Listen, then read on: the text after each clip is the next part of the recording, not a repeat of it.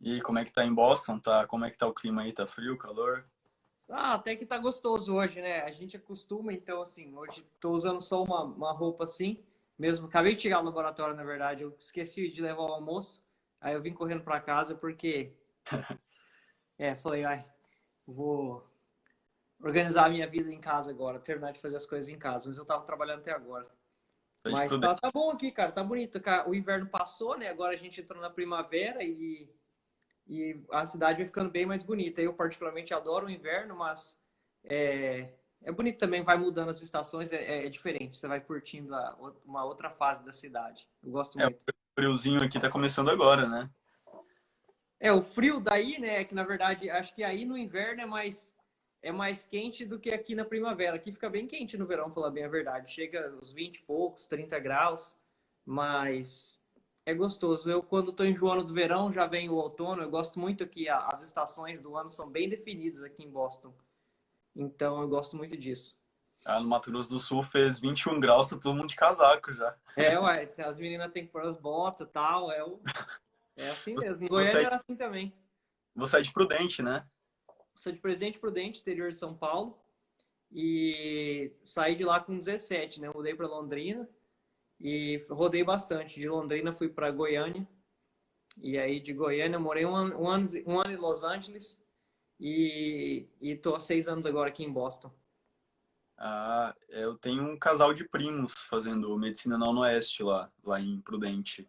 Sim, sim, E tem eu, uma escola de medicina lá boa e a minha irmã estudou lá, mas eu fiz na pública em Londrina. Mais barato e melhor, né? sem boleto. Eu sou calouro de medicina aqui na FGD, né? Tô sem aula ainda por conta da pandemia. Uhum, Acredito que vai começar somente o ano que vem. uhum. E daí eu ia falar agora para começar para você se apresentar aí o pessoal, o seu nome, o que que você faz, né? O pessoal já tem um spoiler aí da arte da live, mas queria que você falasse um pouquinho sobre você. Beleza. Meu nome é Felipe, eu sou R6 de Oncologia aqui no Beth Israel Hospital, do Hospital da Harvard Medical School. Eu sou paulista, nasci no interior do Paraná. E com 17 anos eu entrei na faculdade na Estadual de Londrina, fiz medicina lá. E depois de formado, eu resolvi que eu pensava no final da faculdade, mas depois de formado, eu resolvi vir fazer residência nos Estados Unidos. E, e foi isso. Acabei que aí depois eu fui ajeitando, juntei dinheiro, trabalhei em Goiânia lá numa época no PSF, dei muito plantão, fui estudando para as provas. E 4, 5 anos depois, eu entrei na residência de clínica médica na Boston University, aqui em Boston, no Boston University Medical Center. E depois prestei a residência de oncologia há 3 anos now, quase 3 anos agora. E entrei e estou no R6 de oncologia agora. E Ah, é que isso bacana. aqui. Você passou em média na UEL com 17, né? Você falou? Isso, foi até uma surpresa, porque na verdade, meu sonho era fazer administração. E aí, tanto é que até o segundo colegial eu prestei administração, a influência do meu pai. Eu sempre gostei de exatas e queria fazer administração. No terceiro colegial, eu decidi fazer medicina, na verdade, por causa de uma namorada na época. E aí ela me influenciou, e muito positivamente hoje, claro, né? Mas é, foi Eu, isso. Eu prestei até despretensioso e acabei entrando, passei na UEL. eu queria fazer direito antes, até o terceiro, mais ou menos. Não tinha nem a mínima vontade. Daí, com o tempo, foi começando a... Fui conhecendo, né? Eu cursei um ano também fora do Brasil, fiz no Paraguai, um ano em Uhum. Assunção. E daí que nasceu esse amor, né, pela medicina. Mas também eu não planejava. A medicina é um curso fantástico, né? Eu costumo dizer que dentro da medicina tem para todo mundo, assim, eu acho que todos os tipos de habilidades diferentes a medicina ela acolhe. É claro que tem os 6 anos de treinamento que são difíceis, principalmente os últimos 2 anos de treinamento clínico no internato, só que a variedade de especialidades é muito grande e a, ouso dizer que até quem não gosta de paciente, que não é o meu caso, a medicina pode ser uma boa especialidade. Você pode ser patologista, você pode ser um tipo de radiologista que não vê paciente, tem radiologista que vê paciente, né, que faz exame intervencional, exame mais dinâmico, como ultrassom, e tem vários outros. Você pode fazer administração hospitalar, né? Você pode, aqui nos Estados Unidos principalmente, você pode trabalhar na indústria, tentando coordenar clinical trials. Então, assim, a gama de opções, mesmo no Brasil, é muito grande, né? Dentro das áreas da medicina, uma especialidade, é uma profissão muito rica em termos de opções. Felipe, e como é que foi sua trajetória para conseguir ingressar na residência nos Estados Unidos? Cara, é um processo bem estabelecido, né, que chama USMLE, que é United States Medical Licensing Examination, e aí tem os steps, né? Então, é bem assim, o sistema é bem estabelecido, né? É bem claro, você tem que fazer o registro para fazer as provas e fazer prova Step 1, Step 2, Step 2 tem duas fases. E aí você vai, é como você valida o diploma aqui, né? A partir do momento que você Uhum. validou o diploma, você pode aplicar para residência. E aí, aplicando para residência, você é convidado para entrevistar nas universidades. E aí você faz sua escolha baseado na experiência que você teve nos vários lugares que você entrevistou. Você escolhe aquela que você gostou mais do programa, né? Não só do hospital, da cidade. Você escolhe, é pessoal a decisão, né? Os brasileiros costumam escolher baseado em reputação.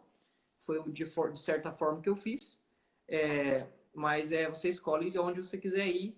Claro que as universidades também vão te ranquear. Então, se você for ranqueado alto pelas universidades, você tem liberdade de escolher.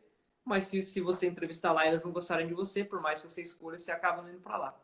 Mas é um processo bem interessante, bem delineado e assim o caminho é bem claro, é bem estabelecido, sabe? É uma das coisas que eu gostei do processo é que os passos a serem seguidos são bem determinados.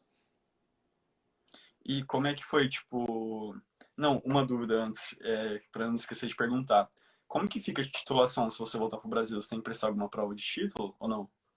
Cara, a resposta exata eu vou dizer que eu não sei, mas imagino que eu poderia. A realidade é que eu acho que não teria problema nenhum, já que, assim, vamos combinar que é diferente, né? Você fazer uma residência de nível acadêmico alto aqui nos Estados Unidos e voltar para o Brasil, você tem um reconhecimento do pessoal no sentido de, não que seja melhor, não é isso que estou dizendo, mas não vai ter uma grande dúvida sobre a sua qualificação profissional.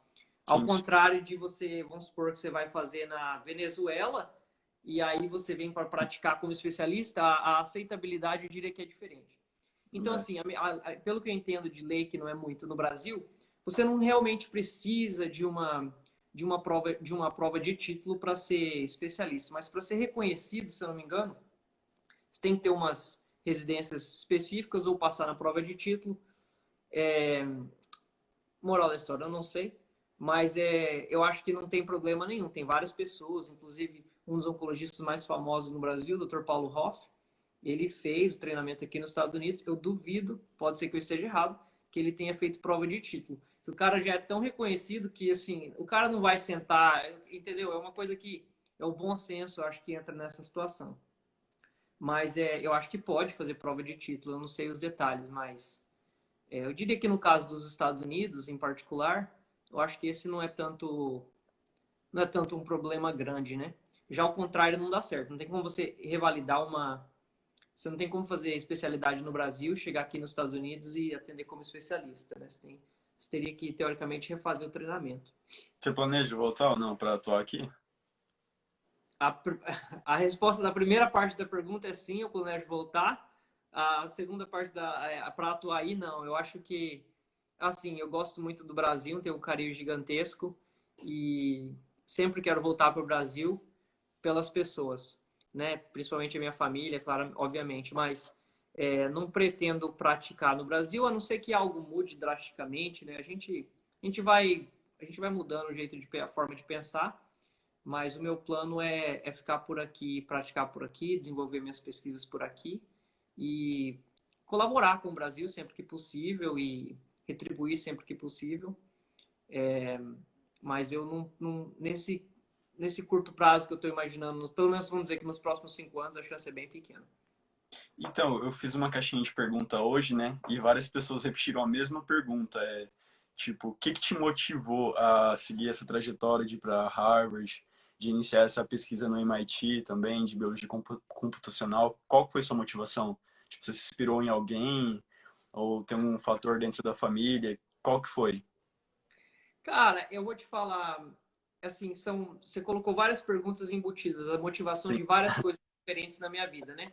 Eu vou dizer que o que mais me motivou a vir para cá foi um pouco de curiosidade, né? Eu queria determinar onde eu queria morar e uma grande parte dessa resposta era o fato de conhecer como que seria aqui.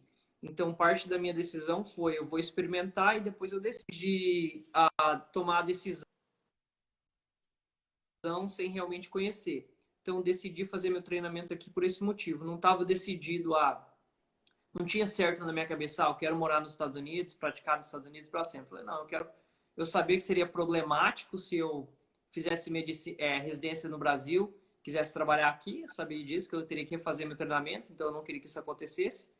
Sabia que o treinamento aqui é bom, então eu falei, vou fazer meu treinamento lá. Então eu diria que foi curiosidade e a vontade de tomar uma decisão com mais informações. Para mim tem muitas vantagens de fazer o treinamento aqui.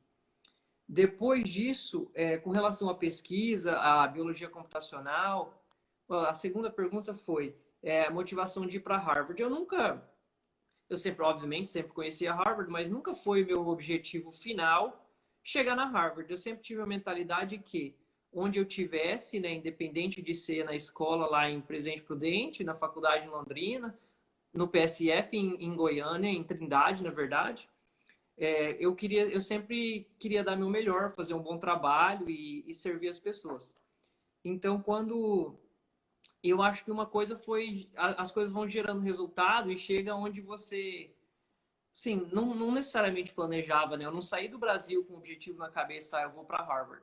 Mas o que acontece é que depois que você está aqui e você vai tendo bons resultados, isso a todo momento da vida, né? A partir do momento que você vai tendo bons resultados, vai visualizando as possibilidades, você passa a almejar as coisas. A Sim. partir daquele momento que você passa a acreditar que tal conquista é possível, aí você passa a querer mais, porque é uma possibilidade. Então, para mim foi meio assim, quando eu entrevistei para a clínica, é, eu entrevistei aqui em Boston e aí tinha alguns estágios que eram combinados com os programas da Harvard. E aí eu falei, olha que interessante, né? Aí você começa a ter uma intersecção, né? Eu falei, olha, eu vou estar lá entre os residentes da Harvard, no sentido assim, eu vou estar fazendo minha residência na BU, mas a gente faz estágio juntos, olha que legal, eu já estava feliz por isso.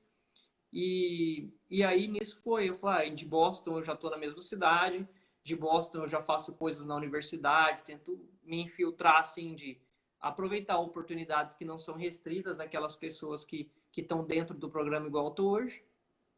E assim foi, quanto mais perto eu fui chegando, mais eu fui aprendendo que são pessoas comuns igual a gente e, claro, pessoas que se dedicam e ralam muito, mas não é Albert Einstein não é todo, não tem 300 Albert Einstein lá na turma, entendeu? Então você vai vislumbrando a possibilidade e você vai trabalhando para aquilo. Então acho que foi gradual, não foi uma coisa que traçada lá atrás. O meu acho que comportamento e o padrão de comportamento é extrair o máximo possível, dar o mais sempre e trabalhar o melhor possível. E os resultados vão, essa é consequência.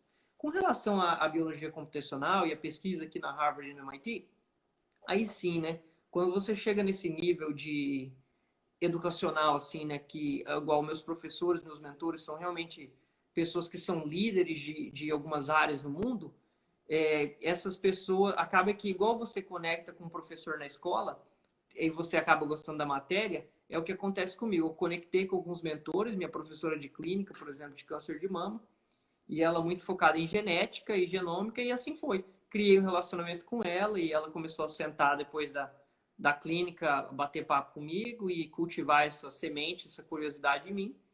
E eu levei além, né? Comecei a ler aquilo fora de hora, comecei a engajar em projetos de pesquisa dentro dessa área, tentei ir além do universo da Harvard, que já é grande, a encontrar professores no MIT para fazer projetos inovadores.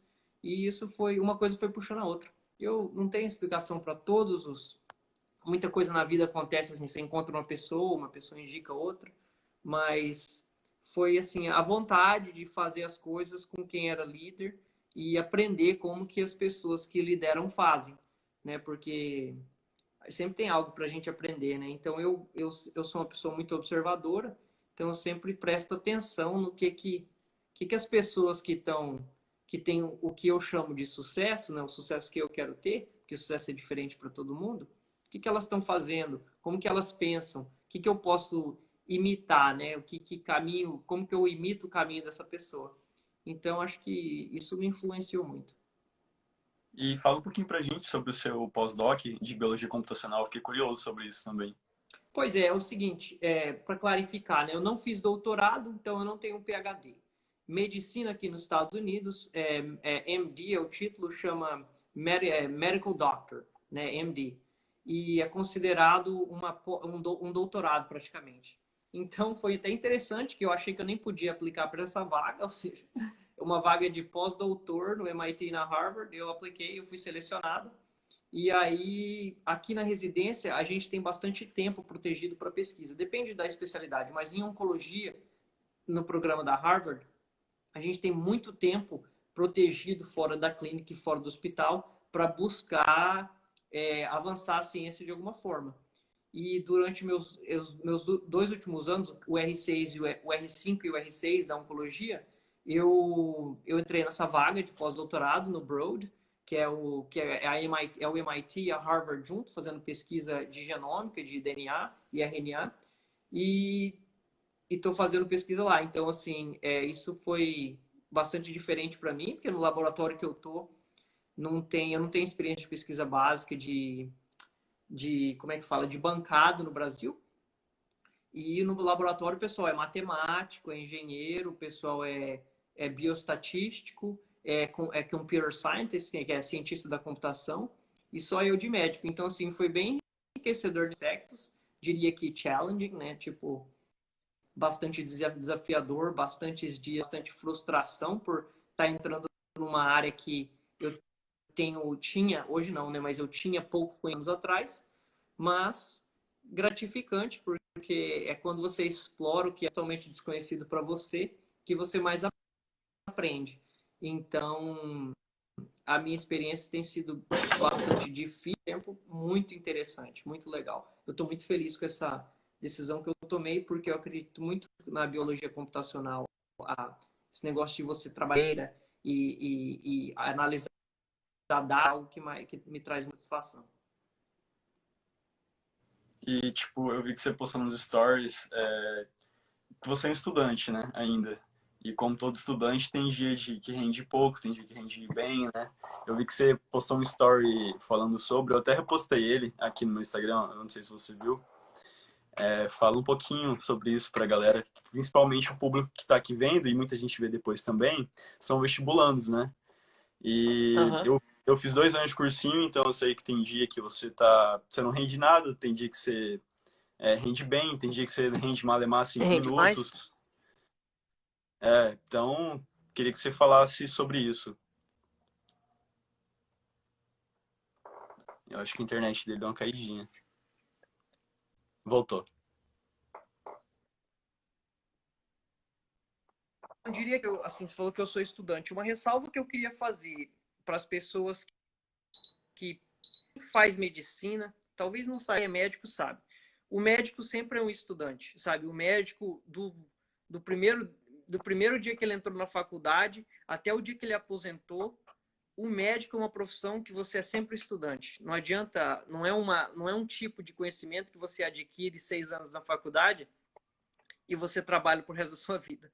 A profissão médica, a gente é estudante para sempre, né? E então assim, o que você citou é uma coisa comum, né? Acho que todo mundo que não só estuda, mas tem trabalhos que envolvem a criatividade, né? Tem dias que você está mais inspirado, tem dias que você está menos inspirado, e tem dias que tá difícil, cara. Tá difícil estudar, a cabeça está em outro lugar. São Paulo vai jogar, é um jogo importante, você tá preocupado com outra coisa. E assim, acho que é aí que acho que é assim, eu não tenho uma técnica, não faço muita ciência de coisas que são relativamente simples para mim, né? O que que eu sei é que eu tenho que torar o pau e estudar e fazer o que eu tenho que fazer, porque o que que vai adiantar eu me jogar lá no sofá ou fazer outra coisa, né? Ou jogar FIFA, que eu gosto pra caramba também. Tá difícil, é difícil mesmo, né? É, assim, assim, o que eu penso, falar bem a verdade, eu penso assim, poxa, agora tá difícil, eu vou parar de estudar. Eu penso, ó, o que tá acontecendo aqui? Eu tô tentando resistir, eu tô prestes a parar de estudar.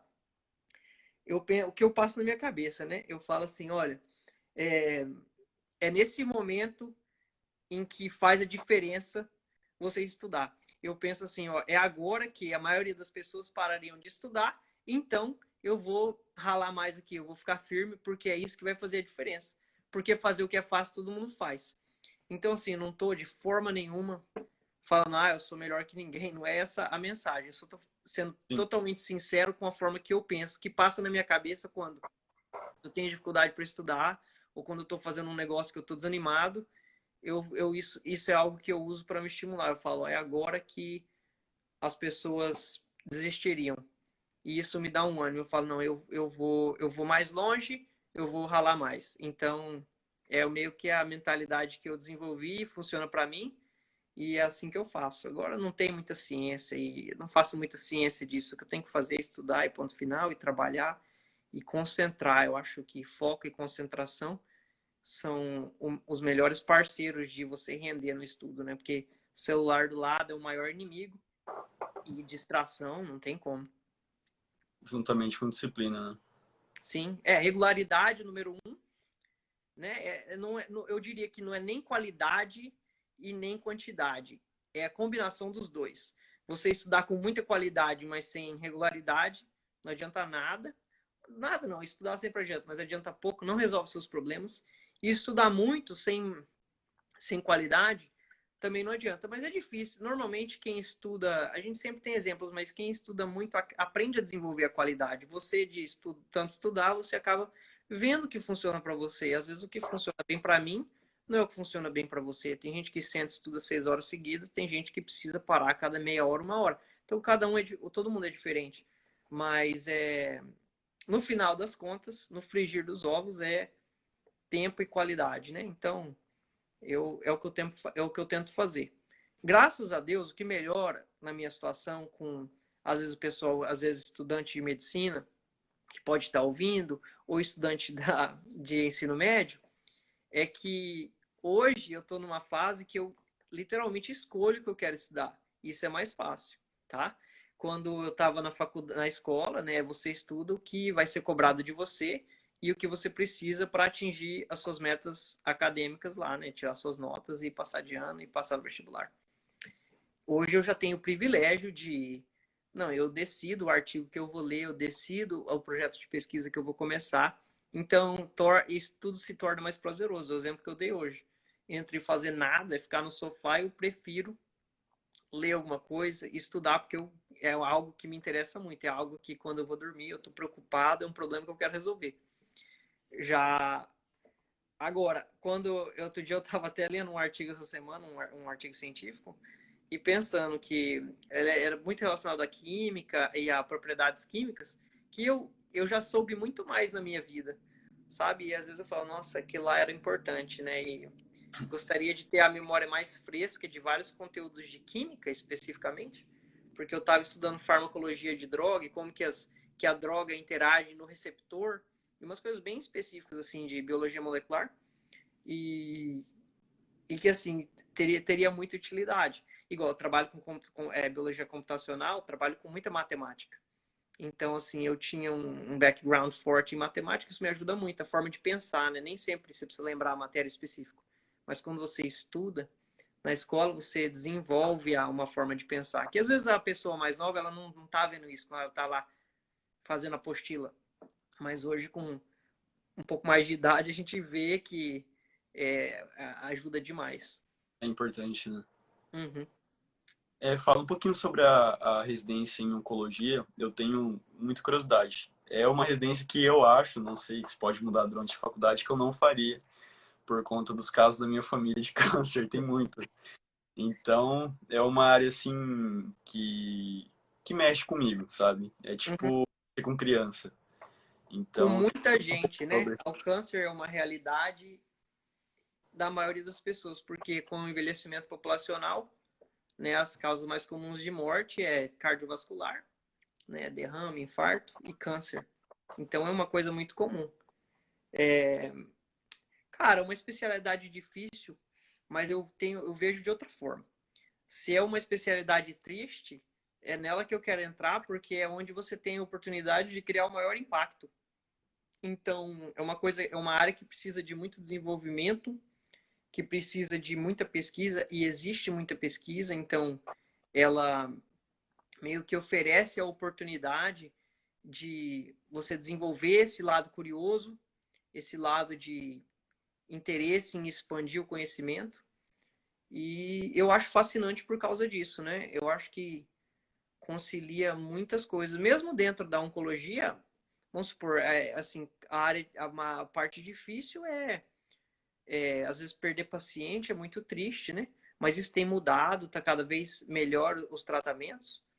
E, e mesmo na oncologia há diferentes especialidades, né? Igual câncer de mama, por exemplo, 90% dos pacientes são curados, tá? Agora tem câncer, vamos supor, câncer de pâncreas, é um câncer de tratamento mais difícil, no qual o diagnóstico é encontrado em fase mais avançada, já é quase o oposto, né? Acho que, não sei, 10 a 15% eu estimo que sejam curados, né? Depende do estágio do diagnóstico. Então, eu quero dizer que, mesmo dentro da oncologia, você pode escolher áreas mais felizes e áreas mais tristes. No entanto, eu acho que no tratamento do paciente oncológico, vai muito além da possibilidade de você curar ou não o paciente. É uma caminhada que o médico faz praticamente de mão dadas com o paciente e vai muito além de você, toma essa medicação e volta daqui 3 meses, né? Você ensina o paciente, ajuda o paciente de formas não farmacológicas, né? Ensina o paciente a lidar com os problemas, auxilia nele na relação com a família, mediante ao problema grande, que é o câncer. Então, quando eu saí da faculdade com uma visão parecida com a sua, assim, eu tive pouca exposição à oncologia na faculdade, apesar de participar da liga, mas foi trabalhando no Hospital do Câncer em Goiânia que me abriu os olhos para isso, né? O tanto que é uma especialidade bonita, na qual você tem uma conexão gigantesca com o paciente e com a família, e isso me atraiu muito, porque me sacia a vontade de conhecimento, de profundidade, de biologia, de molecular, de DNA, de RNA, a parte científica e acadêmica, que para mim é muito prazeroso, e ao mesmo tempo sacia a minha vontade de ser médico. A gente quer pessoas, então acho que a oncologia me fornece esse privilégio.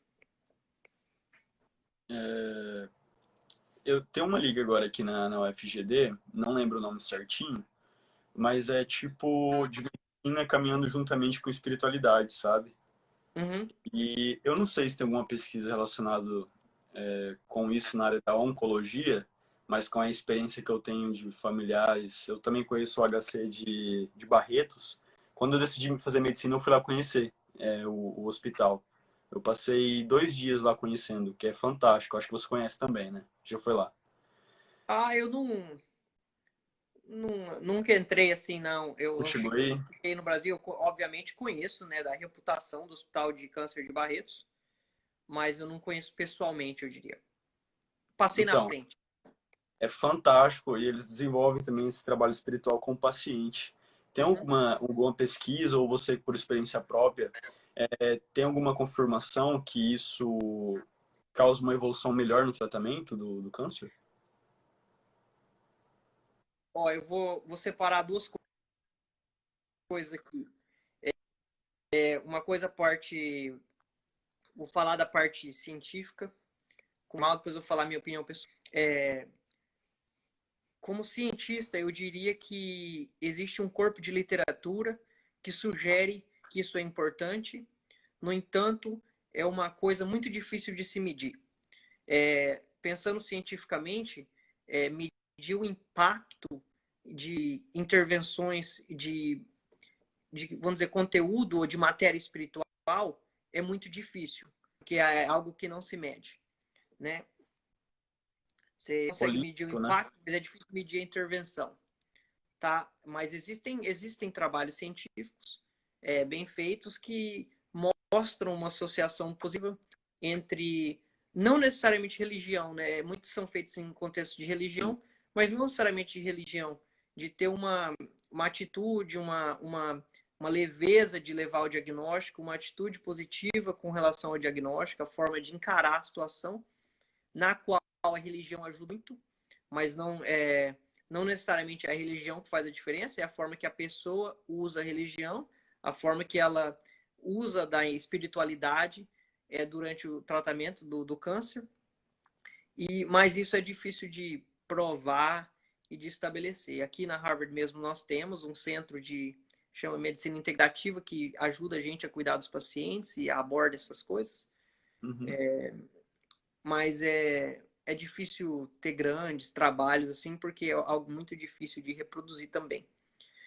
Agora, pessoalmente, eu acredito muito nisso, sabe? Existe uma grande conexão entre cérebro e corpo. A gente entende muito bem de sensibilidade e movimentos na parte da neurologia, mas eu acho que vai muito além. A relação de pensamentos, a relação de sentimentos, que é muito pouco conhecida, assim, a ciência não pela falta de pesquisa, mas pela dificuldade que é fazer pesquisa nessa área. E eu acredito que tem um impacto positivo, sim. Agora, estou falando pessoalmente, é difícil você provar, medir, estudar isso. Mas eu acredito bastante nessa linha de pensamento. Eu acho que poderia ser considerado como uma terapia holística, né? Essa parte espiritual, que não tem Sim, é compro... considerado e é parte integral do tratamento oncológico. Eu acho que isso não é segredo e muitos dos centros de referência já implementam isso, né? A gente, como parte do treinamento, a gente tem que entender a detectar, porque o médico é um detetive, né? Detectar sinais de que uma intervenção nesse sentido possa ser positiva, né? Então, mas isso vai muito da relação médico-paciente mesmo e sentir, ter proximidade com os pacientes para detectar aqueles que precisam de ajuda. E você pretende atuar somente na área clínica ou cirúrgica oncológica também? Não, eu não. Não, é assim, o treinamento de cirúrgica é totalmente diferente, né? Então teria que ter sido Hum, um outro caminho, né? Você, igual no Brasil, se você faz medicina, você tem que fazer clínica cirúrgica em vez de clínica médica. Então, essa decisão eu tomei 6 anos atrás. Gosto muito da área cirúrgica, pensei em fazer vascular, pensei por pouco tempo em fazer neurocirurgia, mas o estilo de vida não é o que mais me atrai e como eu gosto muito da área da pesquisa, eu achei que fazia mais sentido para mim seguir na área clínica. sim. Então, a resposta é que não, a essa altura da minha vida eu não penso em fazer cirurgia e gosto mais da parte da quimioterapia, gosto mais da parte molecular, gosto mais da parte de pensar e acompanhar no longo prazo do que a parte de cortar. Mas não estou dizendo que cirurgião não pensa, obviamente, mas eu quero dizer que a parte clínica é mais para mim atraente, porque eu gosto mais de refletir, pensar e acompanhar os pacientes longitudinalmente. E tem algum caso, né? Tipo, nesses. Você é R4? R6. Ah, você tá terminando já, né? Tem Aham, algum terminei caso o assim. francês. Tem algum caso assim da sua graduação que te marcou até hoje? Ou não? Durante todos esses pacientes que você atendeu durante os R? Tem muitos, cara, tem muitos. Um deles, que eu não esqueço, eu não posso porque não pedi para o paciente, ele morreu, mas é um paciente de Cabo Verde. E eu tenho eu gosto muito dos pacientes imigrantes, sabe, que estão aqui, pacientes mais em desvantagem econômica.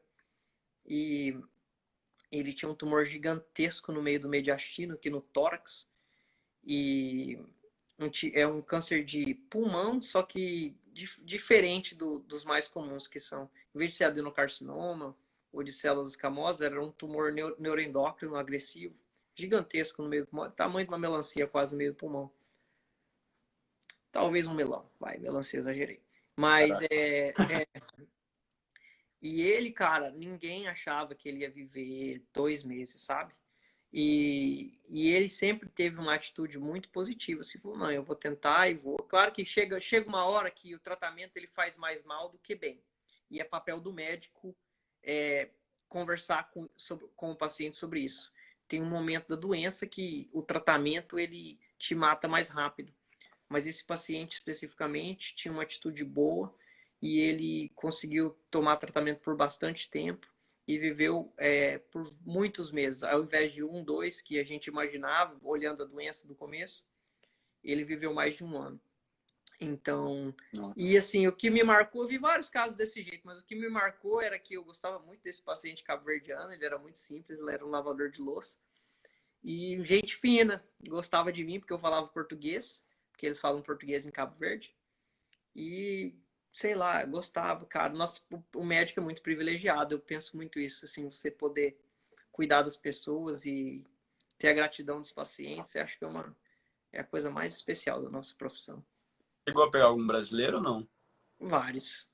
Aqui em Vários? Boston tem uma comunidade grande de brasileiros, né? Muitos brasileiros ilegais e alguns igual eu, né? Que estão, inclusive tem outros médicos brasileiros no nosso programa, mas professores. Mas é uma comunidade muito grande de brasileiros, o que é muito bom, né? Sempre tem um futebolzinho no domingo, tem tem restaurante brasileiro self-service, que é raridade aqui nos Estados Unidos.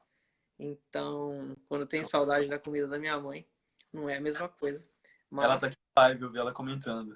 e aí eu vou. Oi, mãe. E aí assim, tem a comunidade aqui é grande.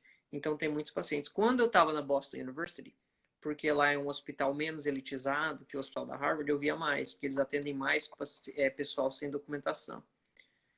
Os hospitais da Harvard, de certa forma, são um pouco mais elitizados, que é mais comum que eu atenda um empresário, dono de uma empresa gigantesca, do que um paciente que é em desvantagem. Mas aí a gente vê alguns pacientes em desvantagem também. Uma pergunta que eu queria fazer pra ti. Eu vi um vídeo de um médico uma vez, um médico famoso aqui no Brasil, mas eu não vou citar o nome. Ele falando sobre a experiência dele em medicina fora do Brasil. Mas, tipo assim, ele nem chegou a atender. Foi em viagens que ele fez fora do Brasil, trocando experiência com outros médicos. Uhum.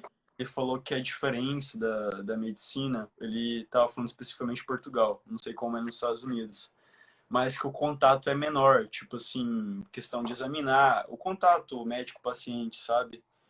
De tocar no paciente, não tem esse. Eu acho que é uma característica brasileira até, né? Não sei Olha, se estou querendo dizer. eu entendo, Até na anamnese. concordo metade só. Eu acho que com relação a tocar as pessoas fora do exame físico, é Isso. diferente nos Estados Unidos. Então você tá aqui, você se adapta, as pessoas, amigos aqui, é diferente. Ninguém fica assim. No Brasil, se eu olhar de fora, a galera tá dando tapa um no outro, um amigo tá conversando, tá cutucando, sabe? Então, assim, é diferente. Então, isso é. E os pacientes exigem uma distância maior porque a cultura que é diferente.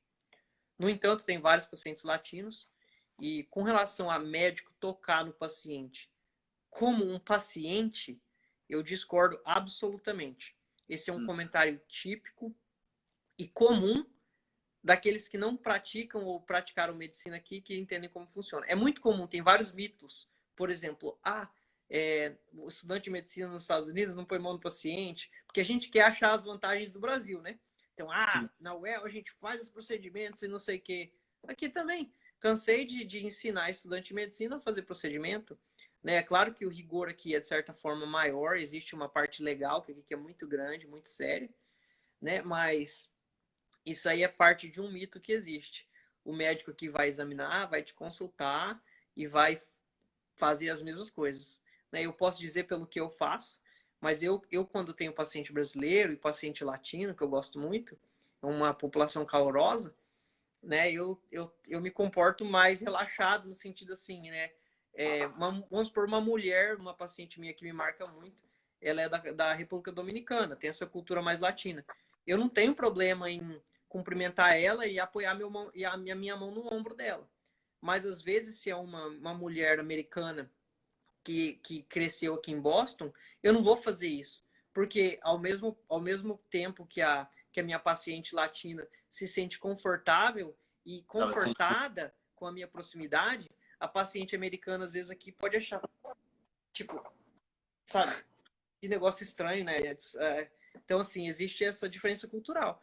E o médico tem que se adaptar a isso, né? O médico se adapta às necessidades do paciente. E para muitos pacientes, cara, é isso.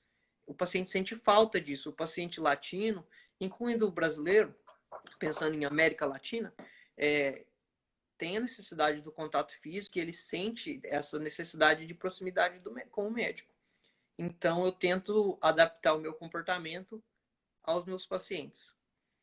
Mas, assim, não são todos iguais, né? Tem paciente americano aqui que é extremamente próximo, extremamente aberto, extremamente brincalhão, né? Então, eu não diria que eu gosto, de forma nenhuma, eu diria que eu gosto menos dos meus pacientes americanos, que são a maioria.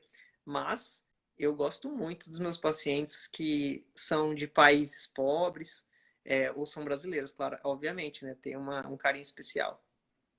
E, tipo, quando você chegou aí, você enfrentou algum tipo de preconceito ou barreira por ser brasileiro ou não? Cara, nenhuma, falar bem a verdade. Eu vou dizer que eu acho que a maior barreira é a que estava na minha cabeça. Quando eu entrei na Boston University e os meus co-residentes vieram da Harvard, ou vieram da Yale, ou vieram da Hopkins, eu me sentia intimidado e me sentia numa posição inferior, tendo vindo do Brasil, sendo que eles passam num round de entrevista. Aqui ninguém conhece nenhuma universidade do Brasil. Não interessa se você fez a faculdade do Piricopó ou se você fez a Universidade de São Paulo. Não interessa. Aqui você é estrangeiro, você é um IMG, International Medical Graduate. Então, assim, você veio do Brasil, ponto final. E o que não tem desrespeito pelo lado deles, porque eles reconhecem que você está lá por um motivo, é uma vaga em hospital acadêmico extremamente competitiva, e eles sabem que por algum motivo você está ali, que você tirou um americano que era para estar ali. Então eles te respeitam. Mas quando você está num round de apresentação, eu sou isso aqui, eu fiz na Yale, eu fiz na Hopkins, eu fiz na Universidade Estadual de Londrina, que eu amo, tenho orgulho da minha universidade. Estou dizendo nesse contexto. E aí eu me senti inferiorizado, mas nunca que veio deles, sabe? Sempre senti respeito e eles respeitam o trabalho e não a marca. Então, depois de 3 a 6 meses, na qual eu já estava mostrando um bom trabalho, comecei a destacar, me respeitavam, me valorizavam e me engrandeciam da mesma forma, baseado no meu resultado e não de onde eu venho, né? E assim, agora tem que saber lidar com as coisas, né? Eu tenho sotaque, não cresci aqui nos Estados Unidos e às vezes a gente brincava, então assim, eu levo na brincadeira e às vezes me zoo do Brasil, eles têm muita ignorância com relação ignorância no sentido literal da palavra, não conhecer às vezes o Brasil e tem a impressão muitas vezes correta, sabe, de como é o Brasil. E o Brasil é ruim em muitas coisas. E às vezes vem visitar o Brasil, tem uma experiência desagradável, coisa que a gente é acostumado, para nós é aceitável, para eles não, porque com relação à segurança, aqui não é aceitável isso. Eles vivem num lugar extremamente seguro. E às vezes tem umas brincadeiras que me incomodam, porque eu não quero ninguém falando mal do Brasil, mas que eles não, eu dizer assim, não estão errados, não estão falando por mal, mas estão fazendo uma brincadeira, você tem que. Amigo, né, cara? Nenhum amigo às vezes fala uma coisa que você não quer ouvir, te desagrada, mas não é forma de desrespeito. Então você tem que saber lidar nesse sentido, mas de forma nenhuma preconceito pessoal como você é menos que eu ser brasileiro. Isso nunca aconteceu de um colega. Já aconteceu de paciente. Eu trabalhei no Hospital dos Veteranos, fiz um estágio lá, e às vezes eles não gostam de imigrantes, sabe? São veteranos de guerras, tem que entender de onde esses caras vêm. Assim, a mentalidade do cara que tava lá no avião metendo bala na. Eles, assim, muito bom nos Estados Unidos e ponto final. Mas é uma coisa muito pequena, sabe? Não tem impacto nenhum, assim, na. Eu só tenho coisas boas a falar dos meus colegas americanos, dos meus pacientes americanos. E gratidão, de forma geral, a esse país aqui que eu diria que hoje eu amo, sabe? Eu amo os Estados Unidos pela oportunidade que ele dá pra gente. Inclusive a oportunidade de a gente, as pessoas que estão ouvindo hoje, né, a oportunidade de avançar a ciência, uma ciência que depois que você avança não está restrita aos pacientes americanos. Ela é publicada em jornal que vai beneficiar a humanidade como um todo. Então, assim, eu tenho um carinho muito grande. Não acho perfeito de forma nenhuma, não estou dizendo isso, mas tenho um carinho muito grande por esse país aqui. Você falou de sotaque, né? Seu sotaque é o de porteira, né? Porta. Ajuda a falar inglês algumas coisas. Mas existe o sotaque brasileiro, que é o T, né? O T, o sotaque de brasileiro é bem específico, bem fácil de reconhecer. E eu tenho um sotaque bastante forte. Então. Mas é o sotaque de vocês ainda, não? Do Mato Grosso é meio dessas bandas aí, é tudo.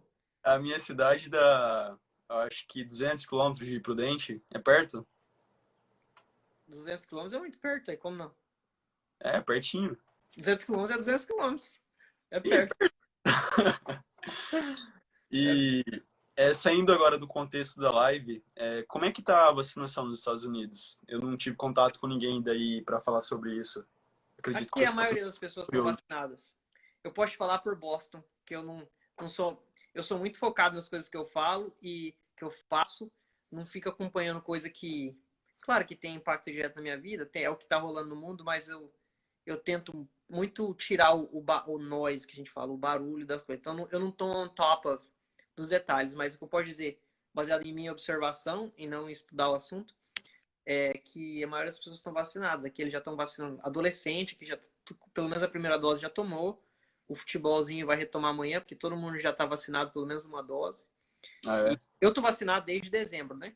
Porque eu sou médico, então eles vacinaram a gente primeiro para atender paciente.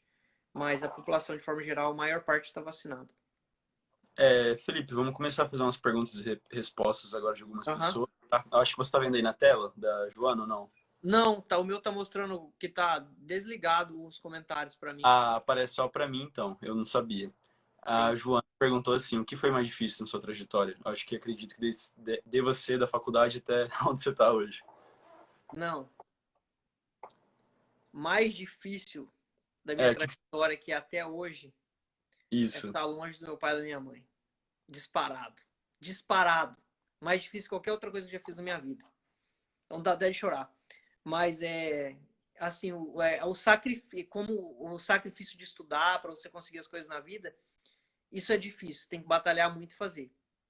Mas para mim o mais difícil é ter o pai e a minha mãe, o pai e a mãe que eu tenho, a minha irmã também, óbvio, né, uma família linda que a gente ama demais um ao outro e ficar longe deles. Isso para mim é a coisa mais difícil da tomada de decisão de mudar de país. Porque por mais que você idealize, você ache que vai, eu vou para o Brasil, vou ganhar dinheiro, sim, porque aqui ganha bem mais dinheiro que no Brasil. Quem fala que não ganha é mentira, né? Durante a residência você ganha melhor, você tem uma vida melhor, é muito diferente. Mas não é assim, você tem outras coisas a fazer, você tem sua residência, você tem suas pesquisas. O dinheiro não é tudo na vida, então você não consegue ir porque você consegue pagar a passagem. E então, para mim, essa número um, 2 e 3, a distância da família é a coisa mais difícil. Depois disso, eu acho que, cara, a gente sempre esquece as dificuldades lá atrás, né? Mas acho que, poxa, estudar para o Step One foi complicado, foi, não diria difícil, chato, demora, né? Então, acho que isso. Eu acho que a parte de tomar a decisão é difícil, porque na minha época era ainda mais. Não tinha hoje, igual você acha 10 pessoas no Instagram que vão responder suas perguntas, vão compartilhar a experiência.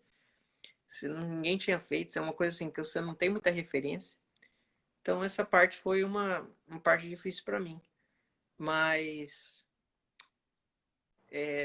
você pode achar que é difícil, mas tem que curtir o processo, sabe? Eu acho que vamos supor, você está se preparando para uma prova, você tem que curtir o processo de estudar e pensar todo dia que você está mais perto a cada dia. Se a gente só se mantém a felicidade baseado no resultado final, a vida é muito triste. Porque, vamos supor, meu objetivo de vida é fazer residência nos Estados Unidos. O que eu faço aqui da minha vida daqui para frente? né? O objetivo é você que quer conquistar as coisas. O meu objetivo é ser sempre o melhor possível, disputando comigo mesmo. Então, e quero dar sempre o meu máximo e tentar contribuir de uma forma positiva. Mas igual na ciência, né? Meu objetivo é uma publicação. Cara, é ingrato. Você trabalha anos numa pesquisa, sai um paper, aí beleza, saiu o paper publicado, no outro dia você tá up to something else, começando uma coisa nova. Então assim, é injusto você falar, vou investir 2 anos da minha vida para ter um dia de alegria? Não, né? Você tem que Processo. achar uma satisfação no dia a dia, ou pelo menos toda semana, alguma coisa para você celebrar, contemplar as conquistas pequenas, porque se a gente só contemplar a conquista grande, aí é difícil ser feliz. E para mim o que acho importante também nem lembro da pergunta mais, estou andando a tangente aqui, mas não ficar se comparando com os outros, sabe? Cada um tem a sua história e os resultados individuais muitas vezes têm fatores que estão externos àquela pessoa. Igual, tenho certeza absoluta que eu não estaria aqui se não fossem meus pais, se não fosse várias outras pessoas que me ajudaram nesse caminho, entendeu? Amigos que me deram uma mão aqui, outro deu uma mão ali, outro deu a dica, um professor que falou comigo 5 minutos, mas colocou uma coisa na minha cabeça. Então, assim, não ficar se comparando com os outros não é saudável. O que eu acho que as pessoas, estudantes, têm que exigir é que você está trabalhando por você mesmo e se dedicando naquilo que você acha valioso, né? Se você é um músico, se dedicando naquilo, se você gosta, e nenhum trabalho é melhor que os outros, vale mais do que o outro, né? É mais importante que a gente se sinta capaz de buscar aquilo que a gente tem vontade, aquilo que a gente acredita. Então, eu tô lendo Confissões de Santo Agostinho, tô terminando já, não sei se você já leu. E tem uma parte que fala sobre o tempo, que é muito incrível. É o que você falou agora, né? Ele fala que o passado só existe na memória, o futuro ainda não chegou, então ele não existe. Então o que existe é somente o presente. Então é o que você tem que aproveitar, né? Durante toda essa trajetória. E infelizmente eu acho que eu fui aprender isso agora, Olha depois que que eu passei na fantástico. faculdade. Eu tive que apanhar muito para poder aprender isso, né? Olha que Eu dei. fantástico. Uns têm que ir lá e ler o Santo Agostinho, outros podem estar vendo a nossa live aqui e aprendendo comigo E direto. Olha aprendendo só que isso. alegria. Pois é, mas Ai, eu tive que ai. apanhar Mas é muito. verdade, cara. A gente vai aprendendo com as porradas da vida e, de acordo com as conquistas, você vai vendo que a gente superestima muitas coisas, principalmente coisas materiais, né? E o que importa mesmo é o processo, né? É o fato de você estar fazendo aquilo por um motivo, sabe? Eu tenho fases na minha vida que eu sou mais ou menos religioso, inclusive fases da minha vida que eu fui bastante religioso. Ainda sou religioso, mas teve fases que eu fui intensamente religioso. Sou de E, fase também. e, e tem coisas que eu carrego para sempre, assim, como filosofia, né? Como colocar amor em tudo que você faz, né? Seja que você tá arrumando a sua cama, você coloca amor naquilo e faz bem feito. Você se dispôs a fazer? Então faz bem feito. Então acho que se você leva isso para qualquer área da sua vida, você tende a atingir seus objetivos de forma mais consistente. Então, e isso não é para os outros, né? Isso é para a gente. Por mais que você queira falar que o meu objetivo é servir a humanidade. Sim, eu penso nisso e quero fazer isso. Mas o objetivo, eu faço aquilo porque servir a humanidade me faz feliz. Então, ao mesmo tempo que é um altruísmo de, eu quero fazer pesquisa porque eu vou criar impacto na vida de pacientes ao redor do mundo, não só naqueles que me vê no consultório, tá? Sim, é lindo da minha parte, legal. Mas no fundo porque eu dou valor nisso, porque isso me faz me sentir bem. Então, assim, É assim, isso me faz feliz, né? E as pessoas valorizam coisas diferentes.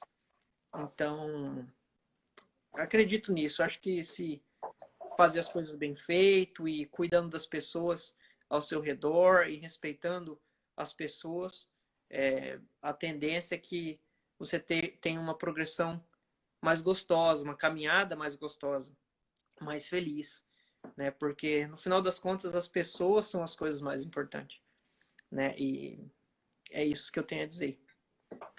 Tem outras perguntas, só que eu já fiz elas durante a live, né? E então não vou refazer novamente. Aí no final de toda a live, com todo convidado, apesar de você já ter trazido tanta mensagem motivacional aqui pra galera, eu ia pedir para você deixar algum pensamento positivo pro pessoal que está se preparando para o vestibular, ou que está esperando algum resultado, alguma mensagem de motivação para essas pessoas, sabe? Até mesmo para nós universitários. Cara, eu vou duas coisas então, duas coisas que eu aprendi ao longo dos anos. Uma delas, quase a memória é curta, mas uma delas é que a gente tende a pensar que se não for dessa vez,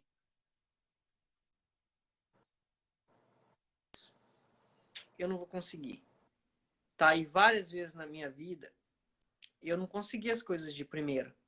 Sabe? A minha esposa sempre comenta que eu sento para resolver um problema, eu fico naquilo que, se você, no caso de vestibulando, você não conseguir dessa, faça o seu melhor todo dia e os resultados virão. Se não for dessa vez, vai ser da próxima.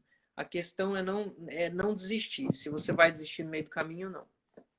Outra coisa que eu gosto de falar, tendo, assim, de certa forma, olhando surpreso por estar, eu sou muito feliz e muito orgulhoso de estar aqui na Harvard, mas não acho que seja necessariamente uma coisa espetacular. É que o que eu não vi há alguns anos atrás e que hoje eu tento passar para o pessoal é que é, esse tipo de conquista está muito mais perto do que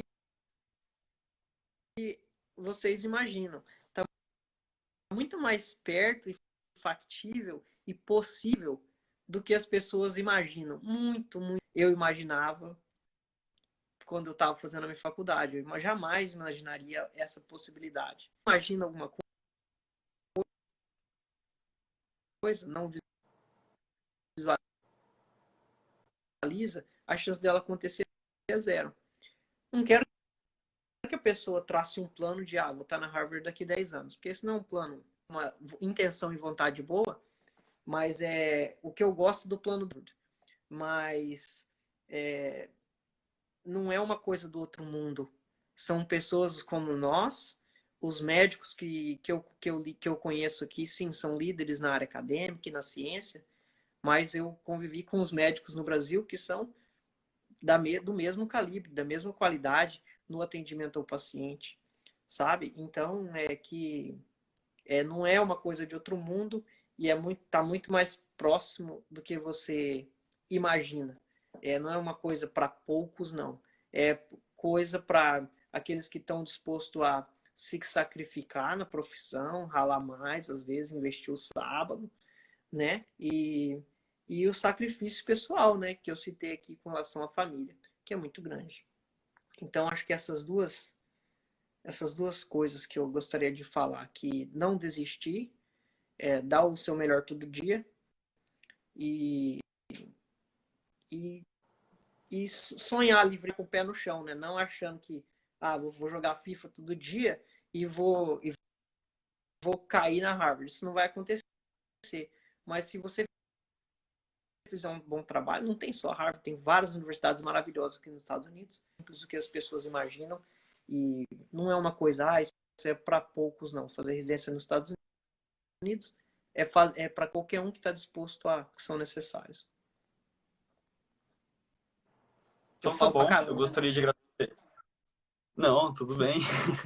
Vi uma live que eu fiz que durou 1 hora e 30 minutos, com 1 hora e meia. A nossa duração 1 hora, pô. Gostaria de agradecer pelo, Beleza, pelo passou seu tempo. rápido. Queria mandar um abraço pra galera que tá aí. Oi? Deu uma Eu só queria cortada. mandar um abraço para a galera que tá aí. Eu não consegui acompanhar os comentários, mas agradecer a galera aí que tá na gente e obrigado, Pedro, pela Então, oportunidade de compartilhar. eu vi comentários da sua mãe, eu acho que da sua irmã, né, doutora Gabriela, e uma mulher chamada Rúbia Lopes Seixas comentou aqui que você é esforçado desde a época do Araújo Jorge e te parabenizou pelo alcance Ah, do doutora objetivo. Rúbia.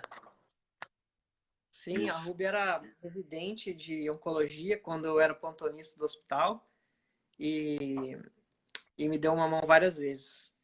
Várias vezes no hospital. A gente batia altos papos.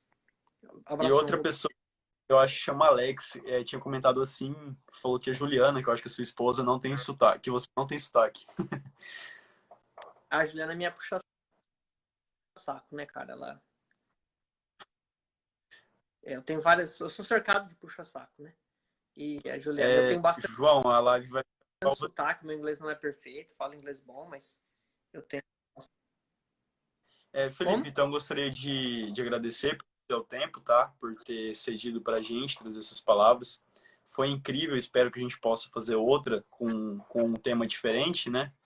Futuramente. Vamos marcar, gostei muito de bater um papo contigo. Te conheci através de uma live, igual eu te falei, há uns 5, 6 anos atrás, no YouTube com o Rafael Freitas.